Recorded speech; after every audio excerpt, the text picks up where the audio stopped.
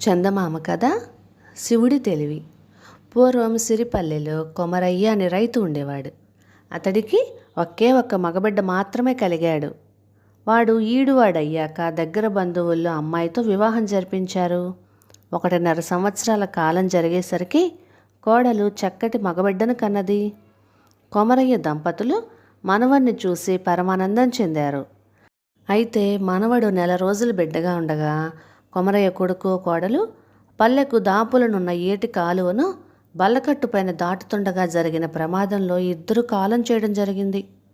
తమకు దాపురించిన దౌర్భాగ్యానికి నిద్రాహారాలు కూడా మానుకొని అదే పనిగా విలపిస్తున్న కొమరయ్య దంపతులు ఇరుగు పొరుగు నూరు పోసిన ధైర్య వచనాలతో నెమ్మదిగా కోలుకున్నారు.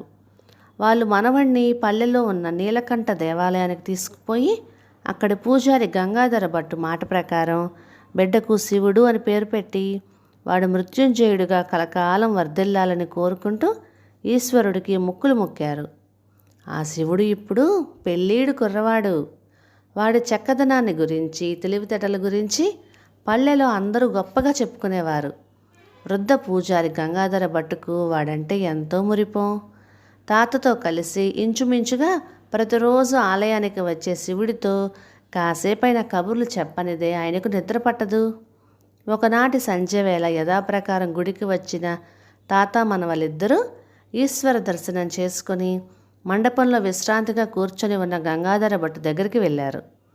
భట్టు వారిని చూసి చిరునవ్వుతో కూర్చోవలసిందిగా సైగ చేస్తూ శివుడితో, "ఏం శివా, మీ తాత ముఖం ఈరోజు కాస్త చిటపటలాడుతున్నది, ఏమిటి సంగతి?" అంటూ ప్రశ్నించాడు. ఆ ప్రశ్నకు శివుడు చిన్నగా నవ్వుతూ, "తాతకు నా మీద బాగా కోపంగానే ఉన్నది స్వామి" అని జవాబిచ్చాడు. "ఏమిటి, మీ తాతకు నీ మీద కోపమా?" అని భట్టు ఆశ్చర్యపోతుంటే కొమరయ్య కల్పించుకొని, "కోపమో బాధో విని మీరే చెప్పండి బాబు. పెళ్లి చేసుకోరా నాయనా అంటే వీడు వినడు. ఆఖరికి ఇవాళ గట్టిగా నిలదీస్తే ఏదేదో చెప్తున్నాడు. అదంతా వాడి నోట వెంట మీరే విని న్యాయం చెప్పండి" అన్నాడు. భట్టు శివుడికేసి చూశాడు. శివుడు కాస్త తలదించుకొని, "మరేమీ లేదు స్వామి.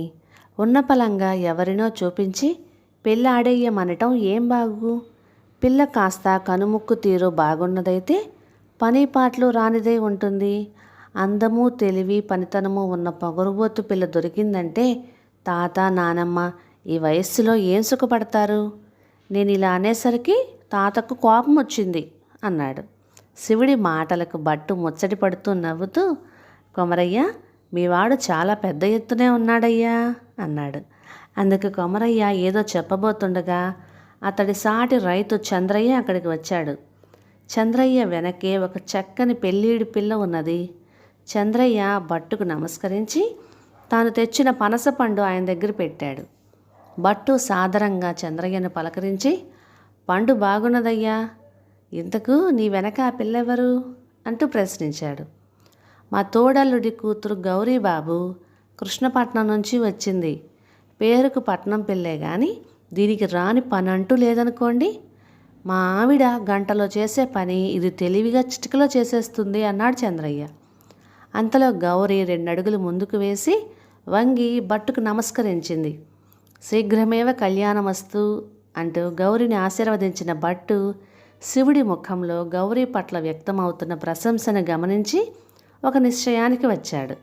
తర్వాత ఆయన చంద్రయ్యతో, "చంద్రయ్య, నువ్వు చెబుతున్న దాన్ని బట్టి ఈ పిల్ల మంచి చురుకైనది తెలివైనది అని తెలుస్తున్నది. ఇదిగో ఈ శివుడు తెలివి బుద్ధి మనం ఎరిగినవే. ఇప్పుడు వీళ్ళిద్దరిలో ఎవరు ఎక్కువ గడుగ్గాయో చూద్దామని నాకు మహా కుతూహలంగా ఉంది. ఆ పిల్లకేమీ అభ్యంతరం లేదు కదా? కాస్త కనుక్కో" అన్నాడు చిన్నగా నవ్వుతూ.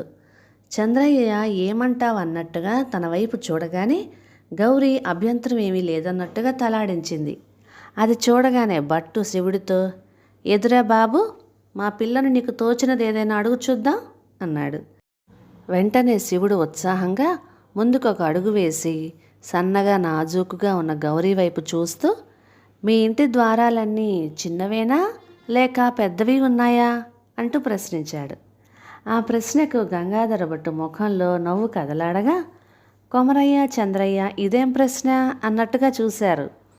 గౌరీ మాత్రం తల కాస్త పైకెత్తి పుష్టిగా కండతేలిన శివుడి శరీరాన్ని ఓరకంట చూస్తూ, మాది వ్యవసాయ కుటుంబం, కష్టించి పనిచేసే రైతు కుటుంబాల ఇళ్ల ద్వారాలన్నీ సామాన్యంగా చిన్నవిగానే ఉంటాయి కదా, మావి మీ ఇళ్ల కంటే కూడా కాస్త చిన్నవే అని జవాబిచ్చింది.